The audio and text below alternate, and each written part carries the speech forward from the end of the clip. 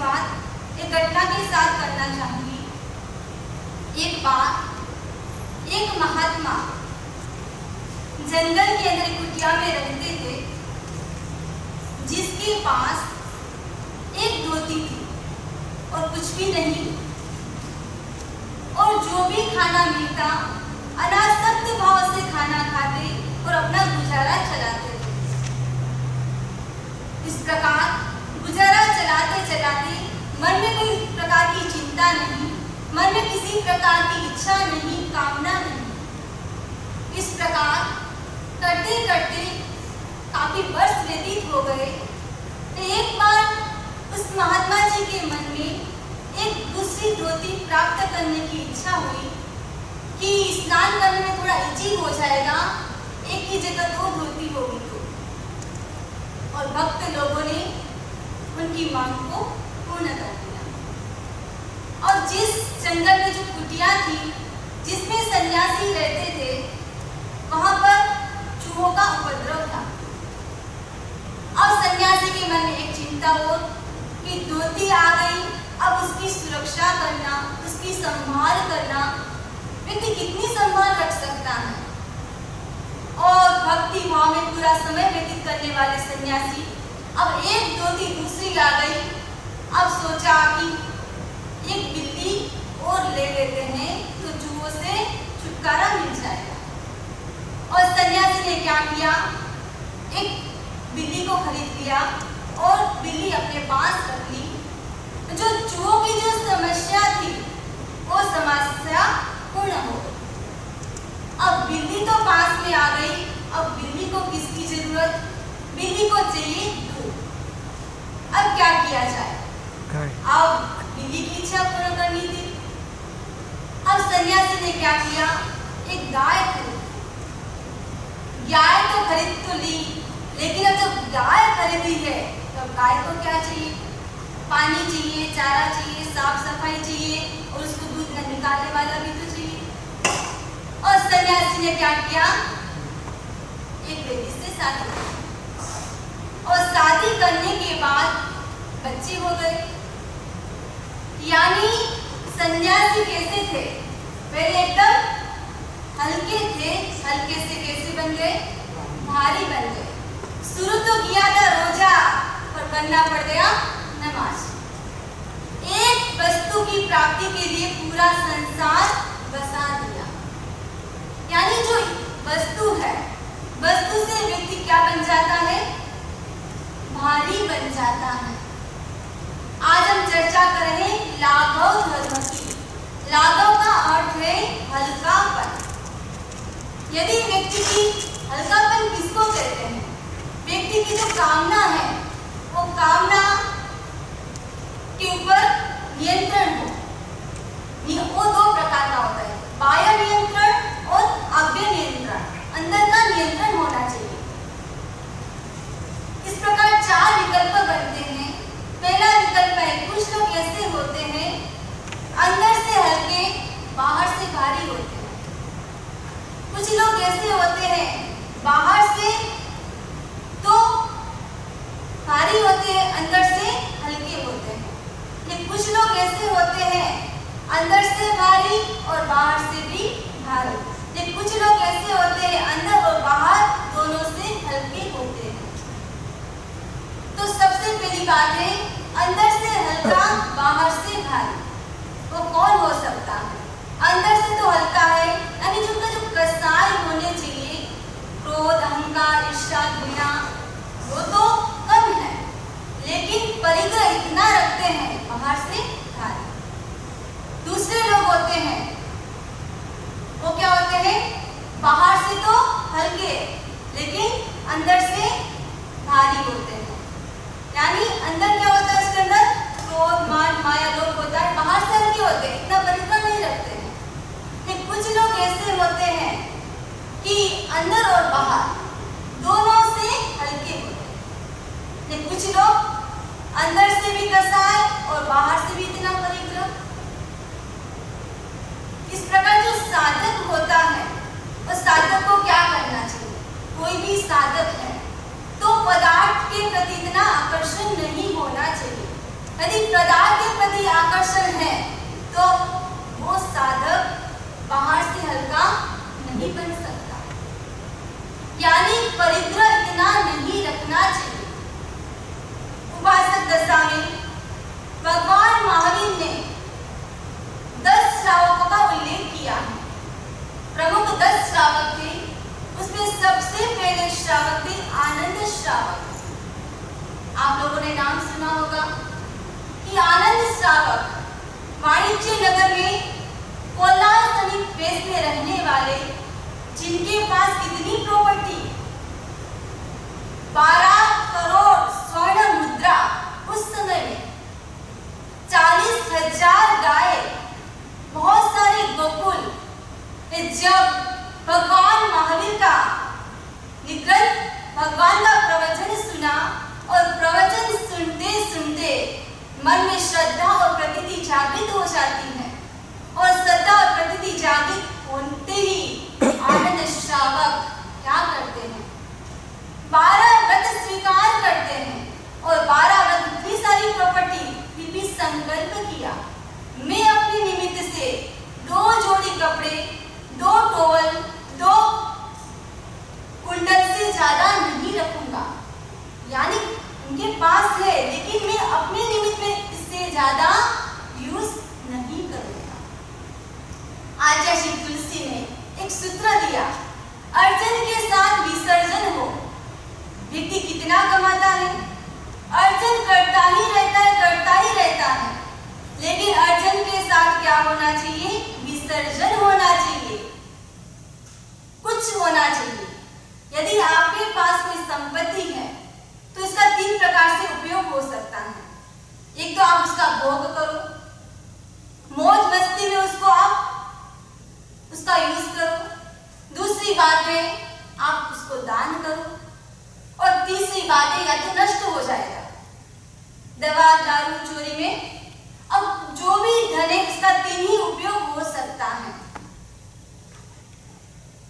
आप सोचते हो कि मेरा पुत्र है तो उसके लिए मैं सुरक्षित रखूं, कोई रखने की जरूरत नहीं है।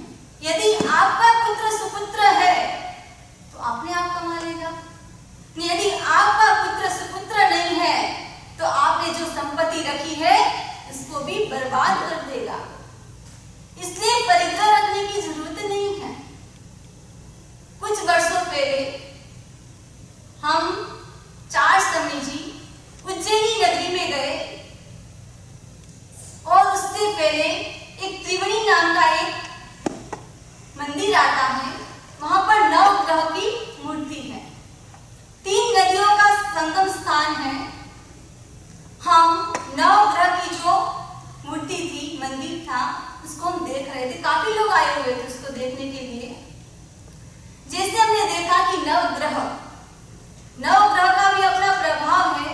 हर ग्रह, यदि किसी को शनि ग्रह लग जाए तो 7.5 उसके तो 12 बज जाते हैं, वो भी 5 साल, 5.5 साल, 6 साल रहते हैं।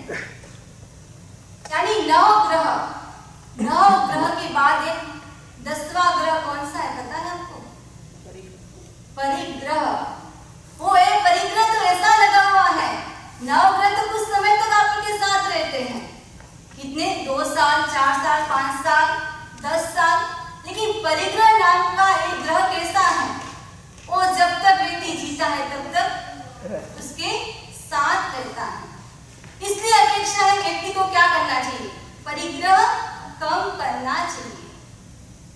एक बात की बात है, समरी जी यात्रा कर रहे थे, एक बार समरी जी बता रहे थे कि देखो हम एक बार किसी घर में रुके तो एक महिला सफाई कर रही थी और सफाई करते करते 3 घंटे हो गए और 3 घंटे होने के बाद समरी जी ने पूछा कि क्या बात है, सफाई हो गई दीपावली? तब उस महिला ने कहा, समरी जी मैं सफाई नहीं कर रही थी, मुझे तो कल पार्टी में जाना है, इसलिए सोच रही थी कौन सी साड़ी पहनूं, तो अभी तक मैंने नहीं पहनी है। यानी मैं वो साड़ी मुझे पहननी है कि मैंने कभी किसी की शादी में नहीं पहनी, पार्टी में नहीं पहनी, किसी की सगाई में नहीं पहनी, वो साड़ी मुझे पहन के जानी है। व्यक्ति कितना परिग्रह रखता है। जब परिग्रह रखता है तब व्यक्ति को टेंशन होता है, क्या पहनूं क्या नहीं पहनूं। लेकिन आज के दिन का एक सूत्र, ये इस संवत्सर से लेकर अगली संवत्सर तक आप पाल सको तो बहुत अच्छी बात है। जब आप बाजार में शॉपिंग करने के लिए जाओ, कुछ भी वस्तु देखो, आपके मनपसंद की वस्तु, उससे पहले सोचो क्या इसके बिना भी मेरा काम चल सकता है। यदि इसके बिना आपका काम चल सकता है तो आपको उसको खरीदना नहीं है। यदि नहीं चल सकता है तो आप जरूर खरीदिए।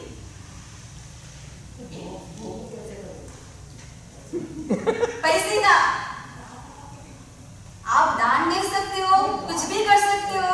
देखो उसके 3 काम है, या तो भोग करो, या ध्यान करो, या तो नष्ट हो जाएगा। उसके 3 ही काम है। देखो आनंद श्राव के पास कितनी प्रॉपर्टी थी तो सही, अपने निमित्त से नहीं था। आप कैसे कर सकते हो? यदि आप करते हो तो फिर आपको तो है परिग्रह। बस अपने निमित्त से मैं इतना नहीं करूं, जिससे ज्यादा। तो आप अपनी सीमा रखें कि हम ज्यादा परिग्रह नहीं रखेंगे। ले ज्यादा परिग्रह रखता है वो व्यक्ति बन जाता है। भगवान महावीर स्वामी बाहर से भी हल्के और भीतर से भी हल्के थे। हमको भी ऐसा बनने की कोशिश करनी है। एक आगम का एक प्रसंग सुनाना चाहूंगी। 2 भाई थे, पुंडरीक और पुंडरीक। अब उनके पिताश्री के मन में आया कि मुझे अब राजपाट को छोड़कर दीक्षित होना है। जो बड़ा पुत्र था पुंडरीक, उनको राज्याभिषेक किया। जो छोटा पुत्र था पुंडरीक, उनको युवराज बनाया। पिताश्री ने दीक्षा ले ली और कुछ समय व्यतीत हुआ। जो पुंडरीक था, उन्होंने प्रवचन सुना संतों का, उनके मन में भी दीक्षा के भाव जागृत हुए। और जैसे दीक्षा के भाव जागृत हो, दीक्षित हो गया। और दीक्षित होने के बाद स्वयं की अच्छी साधना कर रहा था। अच्छी साधना करते करते अब जो भी कष्ट आता उसको समता से सहन करता। और साधु जीवन है, और साधु जीवन में क्या हुआ, जो प्रियकारी यानी पौष्टिक जो आहार मिलना चाहिए वो नहीं मिला। तो धीरे धीरे शरीर क्लिष्ट हो गया, शरीर में रोग उत्पन्न हो गए। और रोग उत्पन्न होने के बाद अपने ही नगर में आता है। जैसे अपने नगर में आए निराश, उनका भाई दर्शन करने के लिए आते हैं और कहा कि आप चिकित्सा करवाइए। अब अच्छी से जो भाई महाराज थे उनकी चिकित्सा करवाई, पौष्टिक आहार दिया गया, चिकित्सा चली और शरीर स्वस्थ हो गया। और शरीर स्वस्थ होने के बाद मुनिराज के मन में वहां से कहीं और जाने की इच्छा नहीं हुई। भाई समझ गया। भाई रोज दर्शन करने के लिए आता और कहने लगा कि धन्य मुनिराज, आपने संयम जीवन स्वीकार किया है। और भाई ने सुना अनसुना कर दिया। उन्होंने सत्य सत्य बता दिया कि अब मेरा मन संयम जीवन में नहीं लग रहा है। भाई ने बहुत समझाया कि आपने संयम जीवन लिया है, उसका अच्छी तरह पालन करो। तब भाई ने कहा, सच कहूं तो मेरा बिल्कुल मन नहीं कर रहा है। जो बड़ा भाई था पुंडरीक, उसने क्या किया, अपना जो छोटा भाई था उसको तो राजगद्दी पर बिठा दिया और खुद दीक्षित हो गया। कैसा संयोग है, एक तो ऊपर चढ़ने वाला नीचे उतर गया और नीचे उतरने वाला ऊपर चढ़ गया। एक ने तो भोग का मार्ग ले लिया और एक ने वितराग का मार्ग ले लिया। इस प्रकार हम देखें कि जो पुंडरीक था वापिस राजपाट संभालने लगा और कैसे आहार करने लगा, स्वादिष्ट भोजन करने लगा, इंद्रियों का भोग करने लगा। और भोग करते करते पाचन शक्ति इतनी मजबूत नहीं थी, वापिस शरीर में रोग हो गए। और रोग होने के बाद आर्द्र ध्यान और रौद्र ध्यान से विलाप करते पुंडरीक जिन्होंने दीक्षा ली और दीक्षा लेने के बाद जो भी स्वयं जीवन में कष्ट आते उसको समता से सहन करने लगे और शरीर भी क्लिष्ट हो गया। अंतिम समय में उत्कृष्ट भावना से वो कहाँ जाते हैं? देवलोक में चले जाते हैं।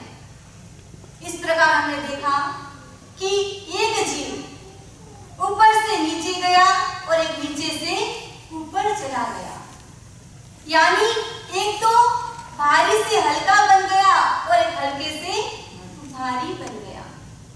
ऐसा होता है कि हमको क्या बनना है? भारी से हल्का बनना है। भगवान महावीर स्वामी से गौतम स्वामी ने प्रश्न किया, जीव भारी क्यों बनता है और जीव हल्का क्यों बनता है? इसका क्या कारण है? तब भगवान महावीर स्वामी ने कहा, यदि एक तुम्बा है और तुम्बे के अंदर यदि लेप किया जाए, एक बार लेप किया, वापिस सुखा दिया, वापिस लेप किया, वापिस सुखा दिया, ऐसे 8 बार लेप किया जाए और उस तुम्बे को पानी से भरकर तालाब में छोड़ दिया जाए तो तुम्बा पानी में डूबेगा या नहीं डूबेगा? क्योंकि माटी का लेप कर दिया तो डूबेगा, क्योंकि 8 बार लेप किया वैसे तो नहीं डूबता है, लेकिन माटी का लेप किया सुखाया तो कहाँ जाएगा? नीचे जाएगा। अरे जब पानी उसके साथ मिलेगा और धीरे धीरे मिट्टी निकल जाएगी तो तुम्बा का स्वभाव है ऊपर आना, तो वो ऊपर आ जाता है। वैसे ही जीव कैसे है? जीव के भीतर राग, द्वेष, अहंकार, ममकार ये सारे है, तब तक जीव संसार में परिभ्रमण करता है। जब जीव कर्मों से हल्का बन जाता है, जब कर्मों से हल्का बन जाता है तो संसार को छोड़कर ऊर्ध्व लोक में चला जाता है। यानी हल्का बनना जरूरी है, कर्मों से हल्का बनना। भरत क्या थे? भरत के पास क्या था? राज्य था, लेकिन भरत कोसों दूर रह के भी राम से दूर नहीं थे। राम के पास साम्राज्य था, सम्राट था, फिर भी भरत कैसे बन के रहे? सेवक बन के रहे। कैकेयी ने क्या नहीं किया? कैकेयी ने अपने पुत्र के लिए राम को वनवास दिया, पुत्र को राज्य दिलाया, लेकिन पुत्र क्या करते हैं? श्री राम की चरण पादुका को कहां पर रखा? सिंहासन पर रखा और पूरा राज्य संभाला। इस प्रकार क्या की? भरत की लघुता, हल्कापन, यानी जो उनकी विनम्रता थी उसको आगे लेकर आई। यानी हमारा जीवन भी कैसा बनना चाहिए? हल्का बनना चाहिए। परिग्रह से हल्का बने, कसायों से हल्का बने, अनेक कर्मों से हल्का बने। और दूसरा उत्तम धर्म है त्याग धर्म। हम त्याग धर्म की चर्चा करेंगे। जीवन में किसी के पास कुछ होता है, किसी के पास कुछ होता है, किसी के पास बहुत कुछ होता है, लेकिन कुछ ऐसे लोग होते हैं जिसके साथ बहुत कुछ, सब कुछ, ऐसा कोई व्यक्ति है। 4 आर्य सत्य है, 4 भगवान महावीर द्वारा कहे हुए मंगल भी है। दुनिया में किसी को कुछ मिलता है, किसी को कुछ मिलता है, किसी को बहुत कुछ मिलता है, लेकिन सब कुछ इस दुनिया में किसी को नहीं मिला है। बड़े बड़े धनपति हो गए, चक्रवर्ती हो गए, लेकिन पूरे ब्रह्मांड में, पूरे विश्व में ऐसा व्यक्ति खोज पाना मुश्किल है जिसको सब कुछ मिल गया हो। ये दुनिया का नियम है, किसी को कुछ मिलता है, किसी को कुछ मिलता है। यदि किस्मत साथ दे तो बहुत कुछ मिल जाता है, लेकिन सब कुछ अच्छों को, बड़ों को भी नहीं मिला है। हम देखें, जो सोना होता है, सोने में सुगंध होती है? होती है क्या सोने में सुगंध? सोने में सुगंध नहीं होती है। सोने में मूल्य है, चमक है, दमक है, शक्ति है, लेकिन सोने में सुगंध नहीं है। यदि सोने में सुगंध होती तो सोने में सुहागा हम देखें समुद्र कितना अथाह है, कितना जल उसके अंदर है, उसके अंदर बहुमूल्य संपदा भी है, लेकिन समुद्र का पानी कैसा है? खारा। हिमालय को देख लीजिए,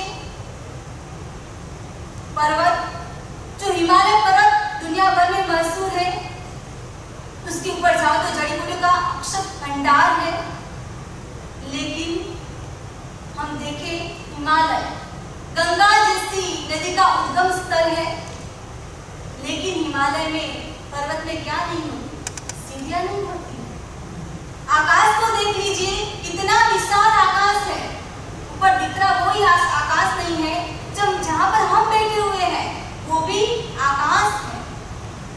और आकाश में क्या है? सूर्य, चंद्र, नक्षत्र, तारे सब कुछ है, लेकिन आकाश में क्या नहीं होता है? आकाश में कोई फूल नहीं खिलता है। यानी हमने चंद्र को देख लीजिए, उसमें भी दाग है, सूर्य, उसमें भी चंद्र ग्रहण होता है।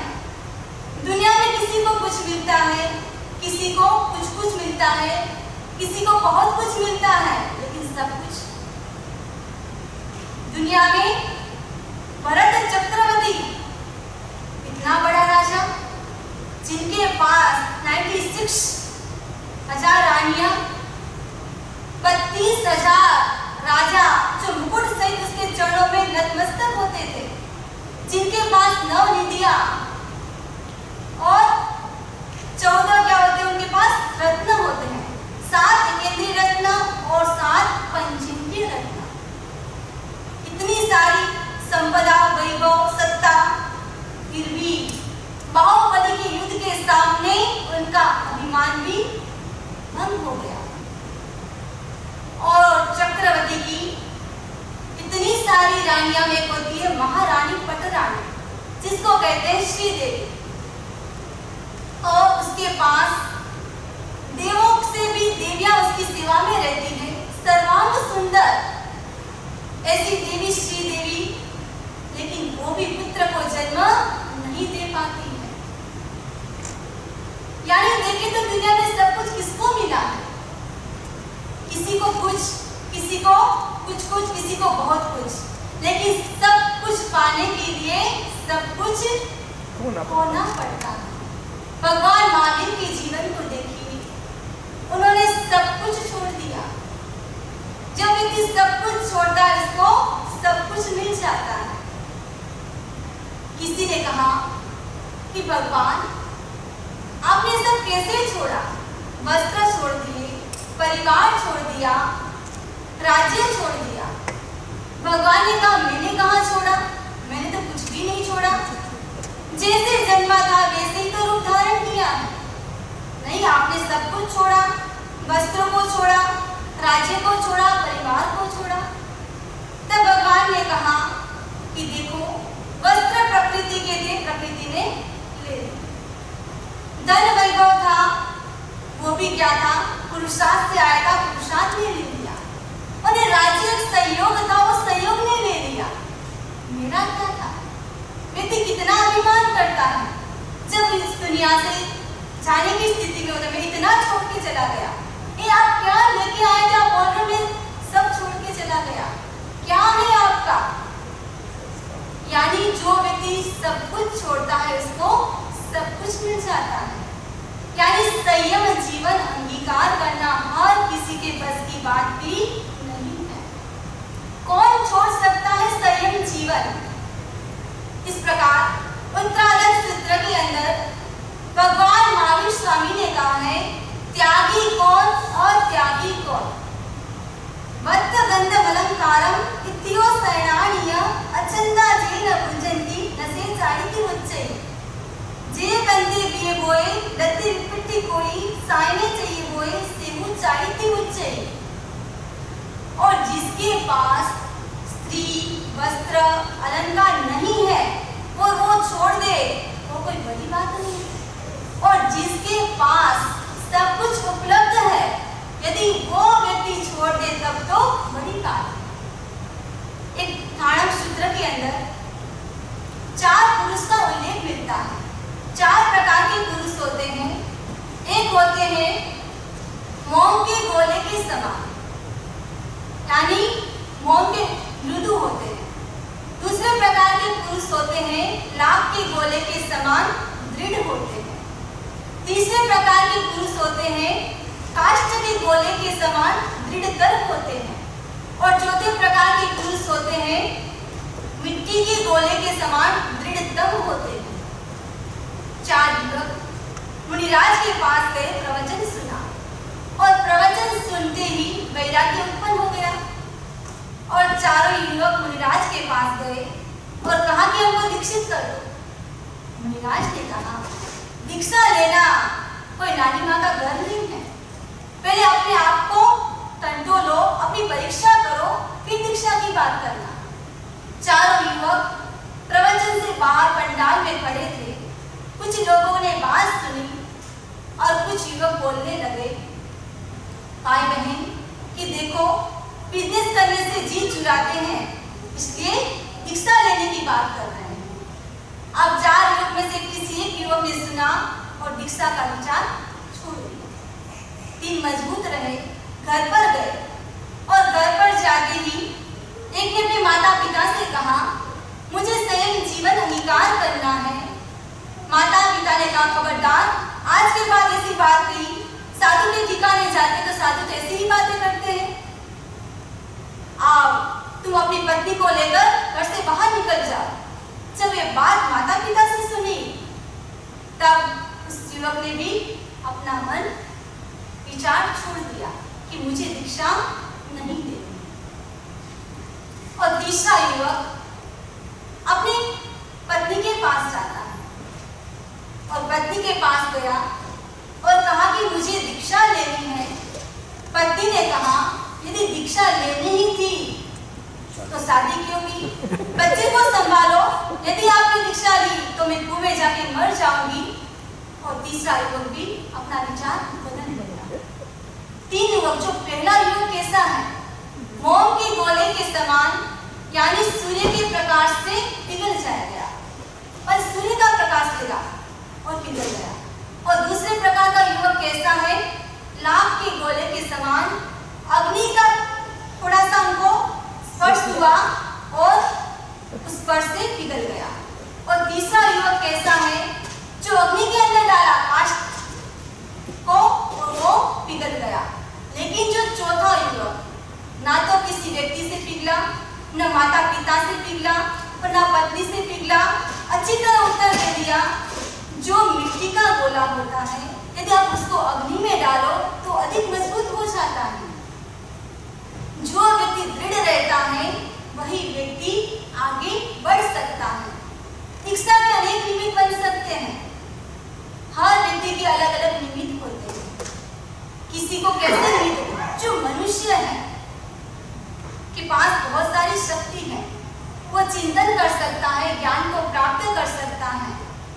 और किसी को तो नैसर्गिक पाए पट उसके मन में अच्छी भावना होती है, वैराग्य होता है। किसी के मन में क्या होता है, किसी की प्रेरणा मिलती है तो वैराग्य आता है। कोई व्यक्ति अपने पुरुषार्थ से आगे बढ़ता है और कोई व्यक्ति को कोई ऐसा निमित्त मिलता है तब उसके मन में दीक्षा के भाव जागृत होते हैं। आपने नाम सुना होगा, महाराजा नेमि राजर्षि का नाम। उनके पास बहुत सारा ऐश्वर्य था, धन संपदा थी। और उस समय में जो राजा होते थे उनकी रानियां भी बहुत होती थी। जो नेमि राजर्षि, उनकी रानियां कितनी, 1000 रानियां। राजा एकदम शांति से अपना जीवन व्यतीत कर रहे थे और जीवन व्यतीत करते करते अचानक शरीर में दहा ज्वर हो गया। अब दहा ज्वर होगा, बहुत सारा उपचार चला, वैद्य जी को बुलाया गया, लेकिन उपचार अभी तक ठीक नहीं बैठ रहा था। एक वैद्य जी आए और वैद्य जी ने कहा कि यदि चंदन का लेप किया जाए तो कुछ क्षण के लिए शांति हो सकती है। सब रानियों ने जब ये बात सुनी, सब रानियां क्या करती, चंदन घिसना शुरू कर दिया। हाथ में चूड़ियां पहनी हुई थी और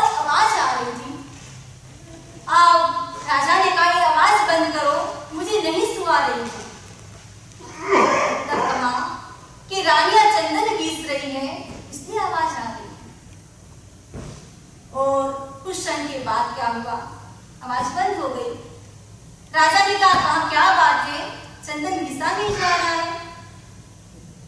तब सेवकों ने कहा महाराज चंदन तो घिसा जा रहा है, लेकिन जो रानी के हाथ में जो चूड़ियां थी सब चूड़ियां निकालकर एक सुहागन के रूप में एक चूड़िया रखी है, इसलिए अब आवाज नहीं आ रही है। बस राजा ने सुना ये बात कि एक चूड़ी वहां आवाज नहीं। जहां व्यक्ति अकेला रहता है वहां कोई खटपट नहीं होती है। जहां दो व्यक्ति मिलते वहां संघर्ष होता है। राजा को छोटा सा सूत्र मिल गया, आत्मा और शरीर दो है। जब आत्मा और शरीर है तभी तो संघर्ष है। अग्नि मिट्टी और सोना है तब तो तपना पड़ता है। मुझे भी क्या करना है? मुझे आत्मा और शरीर उसको भी अलग करना है। उसके मन उत्कृष्ट भावना जगती है कि मैं इस संसार में क्यों फंसा, मुझे नहीं रहना इस संसार में, मुझे अपनी साधना करनी है। और साधना करने के लिए जंगल में चले जाते हैं और जंगल में चलते चलते वो क्या बन जाते हैं? परमात्मा बन जाते हैं, यानी प्रत्येक बुद्ध बन जाते हैं। यानी प्रत्येक बुद्ध किसको कहते हैं? कोई ऐसा निमित्त मिला और दीक्षा के भाव जागृत हो गए। एक होता है स्वयं बुद्ध, भगवान महावीर स्वयं बुद्ध थे। किसी को किसी की प्रेरणा की कोई निमित्त की जरूरत नहीं थी। एक होते बुद्ध बोधित, वो कैसे होते हैं? किसी के उपदेश से प्रेरणा से दीक्षा के भाव जागृत हो जाते हैं। काफी भाई मुझे पूछते हैं आपको दीक्षा के भाव कैसे दिए? हर व्यक्ति के जीवन में कुछ निमित्त बनता है। 2001 26 जनवरी का दिन और गुजरात की धरती जहां पर मैं पली और खुशी ने वहां पर अर्थक्वेक आया। कल्पना भी नहीं की थी, नाम सुना हुआ था कि अर्थक्वेक भी कोई आता है। मैं अपनी बुआ के घर उसकी हेल्प करने के लिए गई हुई थी। मैं घर की सफाई चल रही थी, ऐसे लगा कुछ घूम रहा है, ऐसे लगा कुछ चक्कर आ रहा है। और फूफासा ने कहा कि भूकंप आया है। मैं तो अच्छा भूकंप आया है। तीसरी मंजिल पे हम सब लोग थे। अब नीचे उतरना था और मन में एक संकल्प, गुरु की शक्ति, मैंने सागारी संधारा लिया। आहार शरीर ने उपदी, पचको पा पठार, मरण आयो तो हो सिरू, जीव तो आधार। एक भिक्षु शाम की एक श्रद्धा। हम बिल्डिंग से नीचे उतरे, 3 मंजिल की बिल्डिंग, ऊपर से नीचे उतरे। कुछ भी नहीं हुआ, एक संकल्प था कुछ होने वाला नहीं है। और हम जैसे ही नीचे उतरे और एक सामने परिवार था, वो परिवार भी बाहर आया। उसकी जो बिल्डिंग थी, घर था, पूरा धराशायी हो गया। और लड़की ने सब रोने लगे। थोड़े कमजोर परिवार के लोग थे। सबने समझाया कि आप पूरा परिवार तो बच गए तो बहुत बड़ी बात है। अने उधर से पापा भैया सब लोग आए और कहे सब सुरक्षित तो है। हमने कहा हाँ, यहाँ तो हम लोग सब सुरक्षित है, घर में कैसा है? तब संसार पक्षी पिताजी ने कहा बात ऐसी है कि दोनों भाई ऊपर सोए हुए थे और वैसे तो भाई जल्दी उठ जाते हैं, लेकिन 26 जनवरी का दिन था, ऊपर सोए हुए थे, उठे हुए नहीं थे। पापा ने कहा मैं बाहर निकलने वाला था, लेकिन संसार पक्षी मम्मी ने हाथ पकड़ के रखा कि बाहर नहीं जाना है। क्या हुआ? नीचे टॉयलेट बाथरूम, ऊपर टॉयलेट बाथरूम, पत्ते की तरह धराशायी हो गए। और पापा ने कहा कि अच्छा हुआ कि मम्मी ने हाथ पकड़ा, इसलिए मैं बाहर नहीं गया, नहीं तो मैं टॉयलेट बाथरूम जैसे गिरे मैं भी चला जाता। अरे मम्मी ने एक जप किया, भिक्षु शाम छत मत गिराना, और भिक्षु शाम की कृपा ही समझो।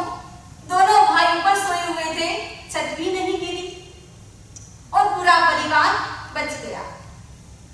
और वह रात हम लोग बाहर खुले मैदान में बैठे हुए थे, ठंडी का समय, और सामने बिल्डिंग खड़ी थी। हमने सोचा कि देखो जो गरीब लोग झोपड़ी में रहते हैं कैसे रहते होंगे। आज वही दृश्य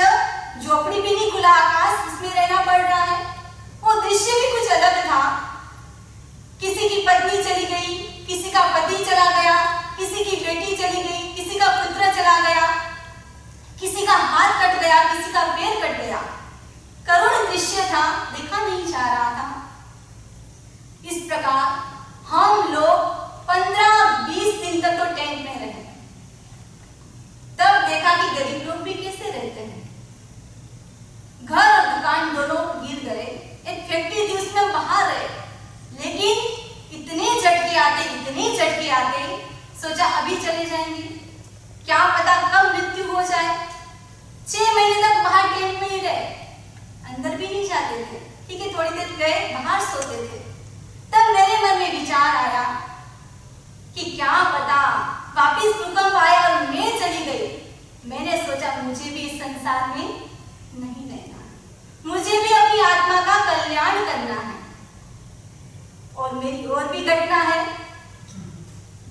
कि मेरी भी सगाई हो चुकी थी और अभी वर्तमान में अनंत मुनि जो जयपुर में विराजमान है, तेरापन धर्म में दीक्षित है, उनके साथ मेरी सगाई हुई थी।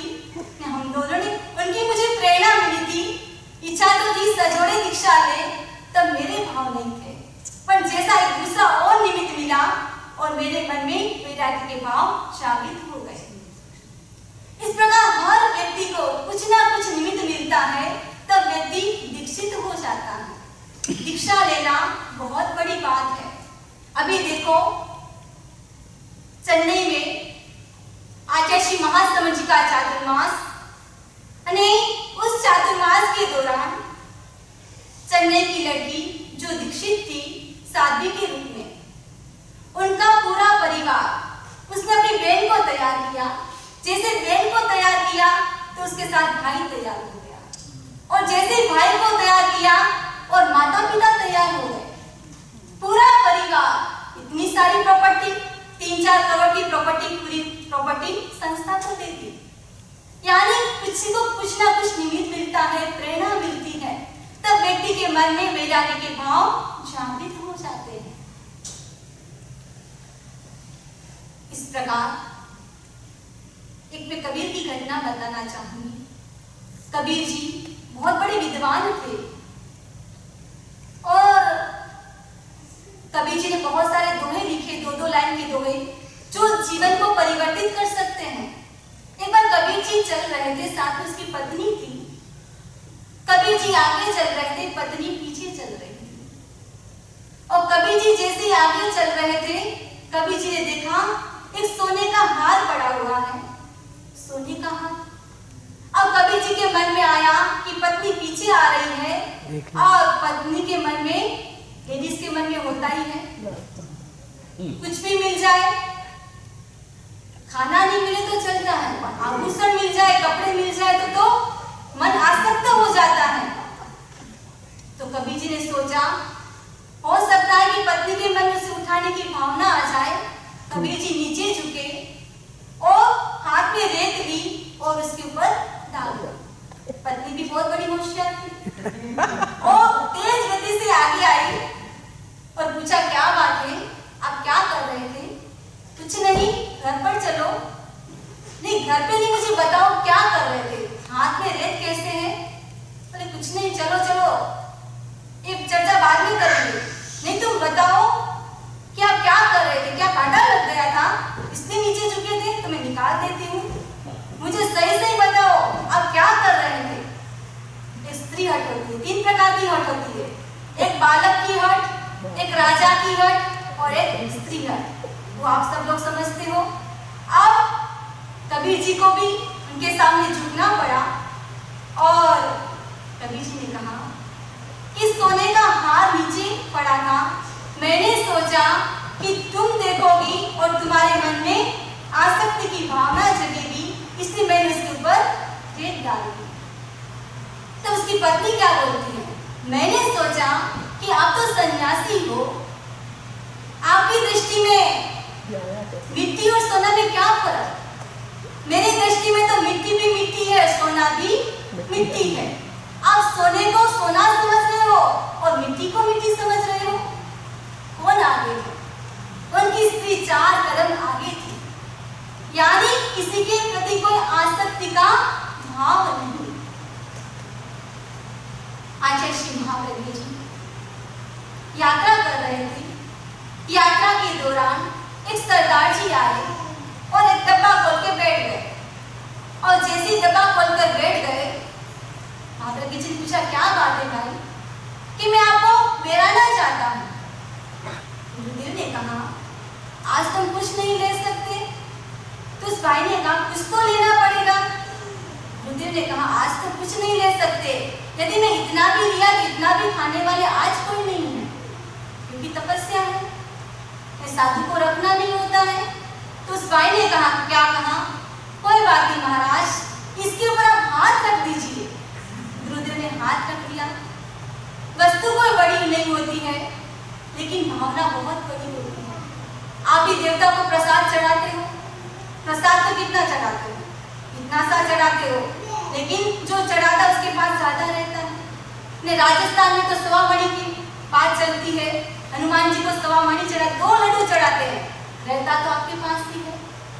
यानी जो वस्तु शक्ति किसके पास है? किसके पास? ये भावना की शक्ति किसके पास? जो व्यक्ति त्यागी है, अकिंचन है, उनके पास ही तो व्यक्ति आता है। वो शक्ति उसको खींचकर लाती है।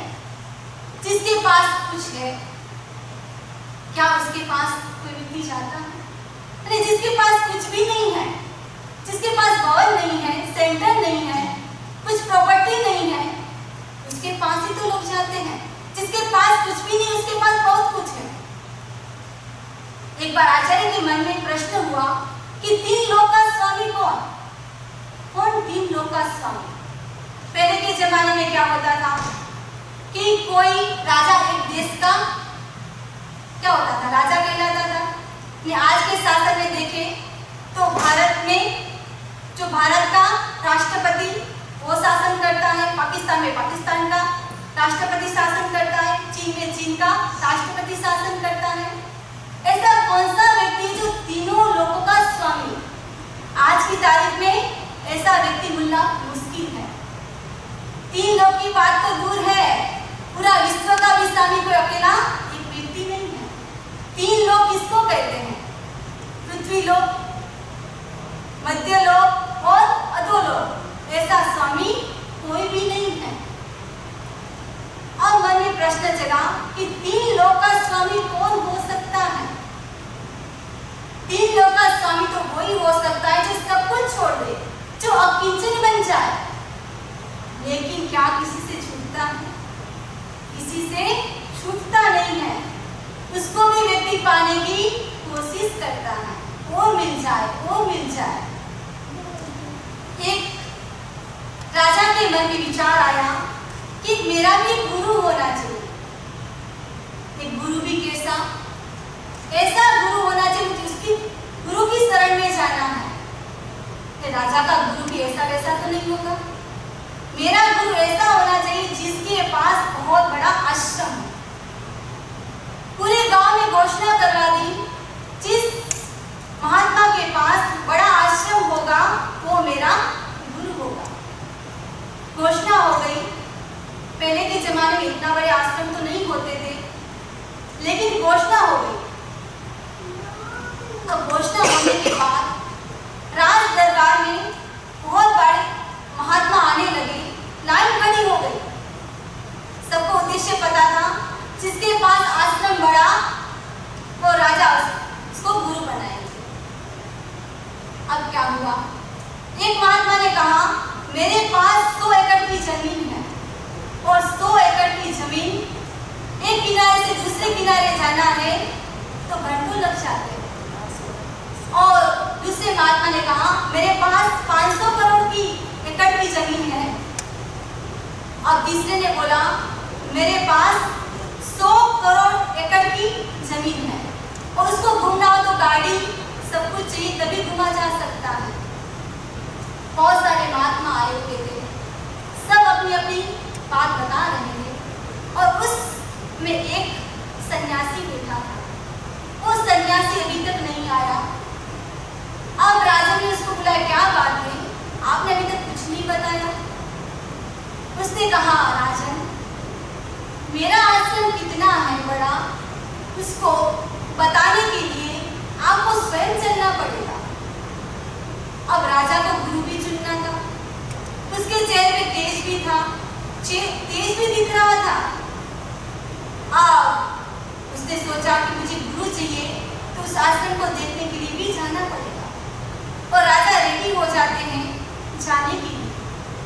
और राजा चलते कोसों दूर चलते हैं जाने के बाद वो सन्यासी वृक्ष के निकट नीचे जाकर बैठ जाता है आसन लगा के। और जैसे आसन लगाकर बैठ गया और सामने राजन को भी आसन दिया कि आप भी बैठ जाए।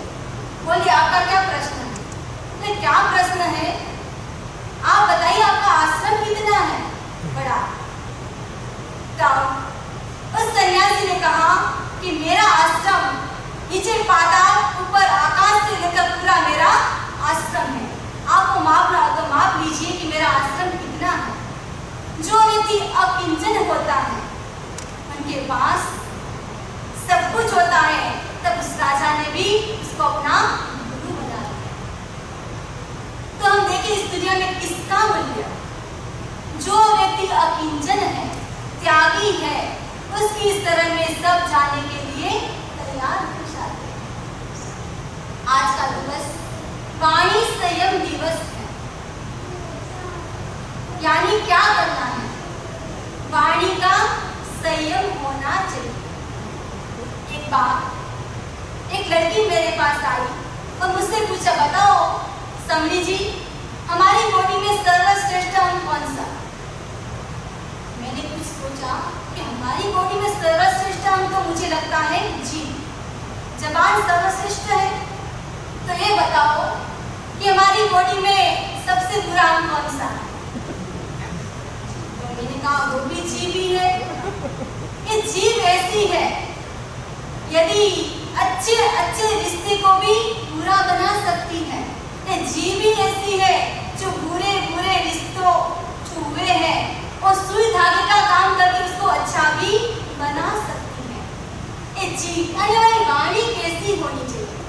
तो सबसे पहली बात, अनावश्यक नहीं बोले। व्यक्ति बहुत बोलता है, आवश्यक तो ठीक है, अनावश्यक नहीं बोले।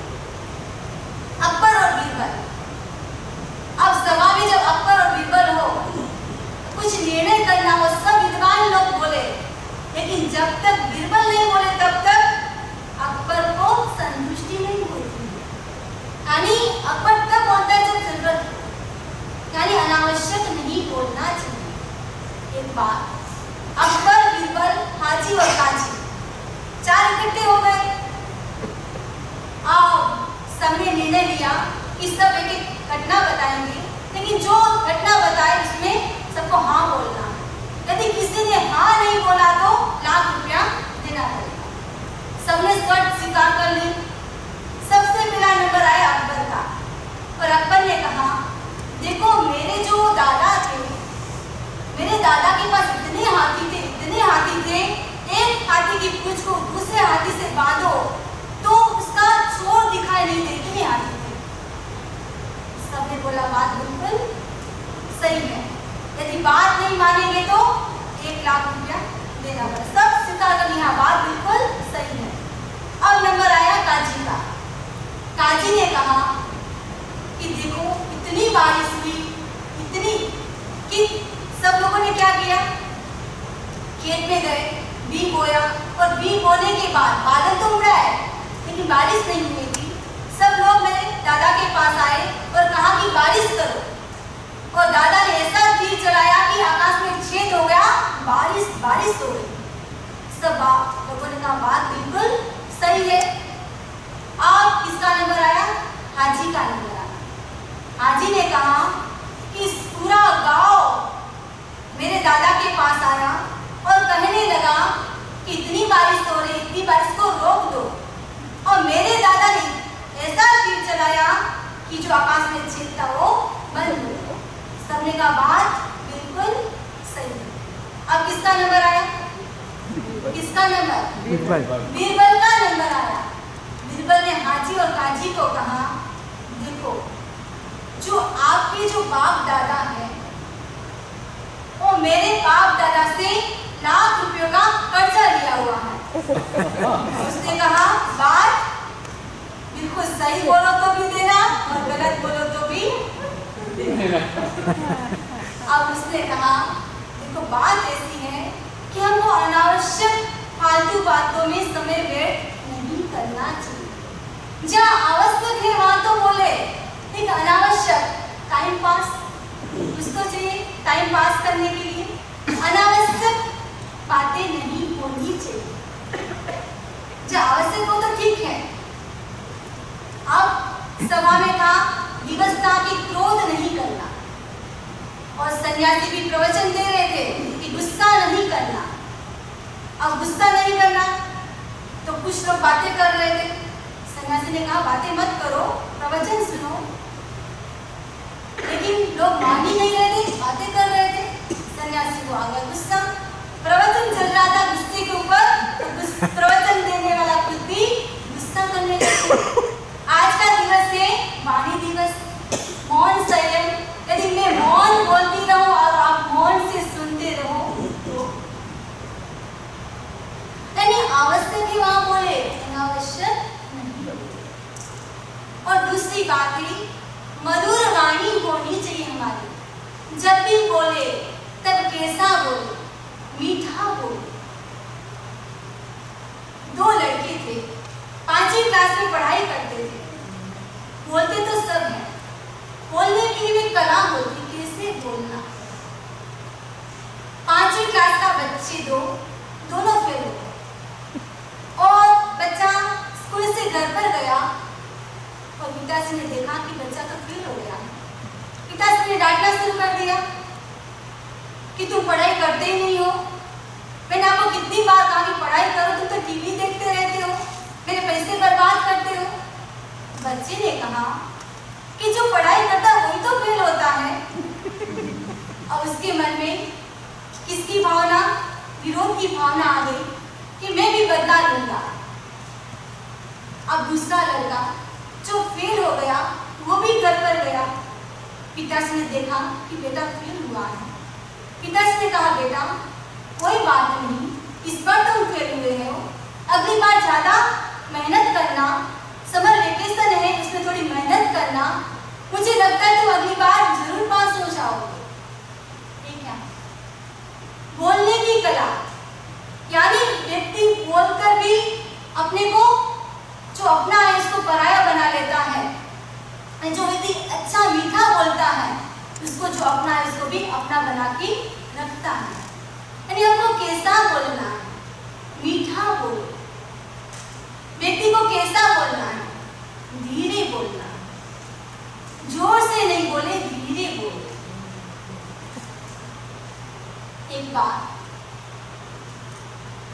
3 लड़के थे और 3 लड़के में से जो बड़ा भाई था उनकी शादी हो गई। और शादी होने के बाद जैसे बहुरानी घर पर आई तो थोड़ी सी कहानी थी। अब कानी को काना बहुत अच्छा नहीं लगता। अब एक देवर आया बाहर से और थोड़ा थका हुआ और भाभी को कहा अरे वो कानी भाभी पानी दो ना। भाभी को आया गुस्सा कि भगवान ने आपको दोनों हाथ दिए हैं, आप ले लो, आप भी तो ले सकते हो। और कुछ ही क्षण के बाद दूसरा देवर आया और उसने कहा अरे ओ रानी भाभी पानी दो ना। भाभी ने क्या कहा रुको रुको, आपको पानी क्या, आप तो मैं शरबत पिलाती हूँ, मिल्क रोज पिलाती हूँ। यानी अब बोलने की कला कि हम कैसे बोले, बोलने की कला सीखना बहुत जरूरी है। एक बार आचार्य श्री तुलसी के पास एक मुनि भिक्षा लेकर आए और भिक्षा में क्या लेकर आए थे, चीनी लेकर आए। गुरुदेव को दिखाया। एक नियम है, कोई भी साधु साध्वी कुछ भी वस्तु लेकर आते हैं, जो आचार्य होते बड़े होते उसको दिखाते हैं कि हम ये लेकर आए हैं। तो संत ने भी गुरुदेव को दिखाई चीनी, वो खड़े रहे। गुरुदेव ने पूछा कि आपको पता है इसमें क्या फायदे हैं? वो कुछ समझ नहीं पाया कि इसमें क्या फायदे हैं।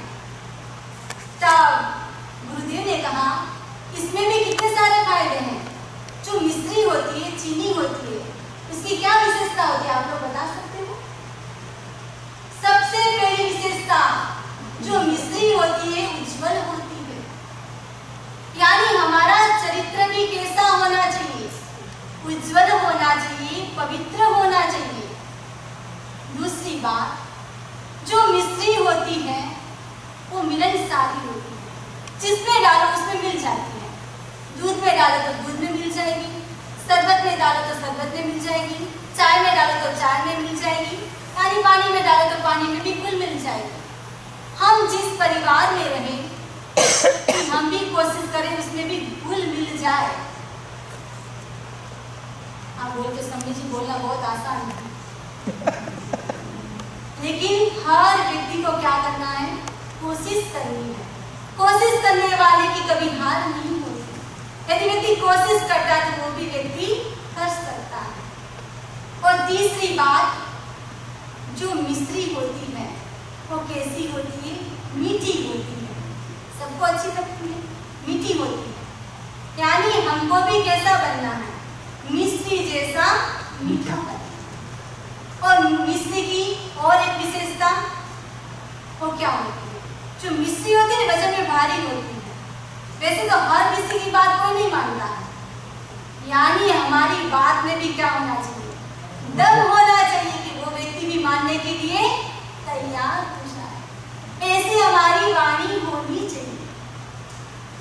आचार्य श्री तुलसी ने श्रावक संबोध में लिखा है, मीठी केवल जीभ है, फीके सब पकवान, खाया पिया सब खत्म, बेगम करे बयान। सबसे मीठा क्या, रसगुल्ला, गुलाब जामुन, जलेबी।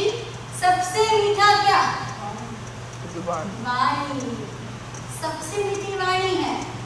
अब जब ये पूछा गया कि सबसे मीठी तो वाणी होती है, लगती है ना वाणी। 4 प्रकार की वाणी, एक तो सामान्य वाणी, दूसरी होती है विद्वत्तापूर्ण वाणी, तीसरी वाणी होती है सिद्ध पुरुष की वाणी, और चौथी वाणी होती है आगम वाणी।